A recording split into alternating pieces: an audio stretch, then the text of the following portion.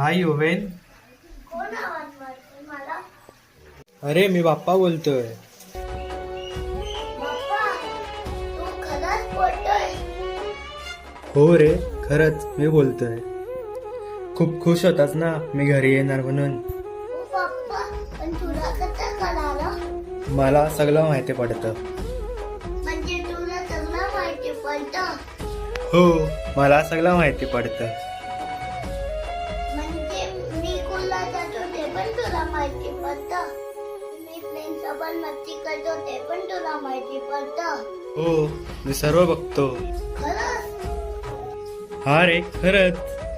म्हणजे तू आमच्या सोबत नेहमी असतो? हा, मी नेहमी तुमच्या सोबत असतो.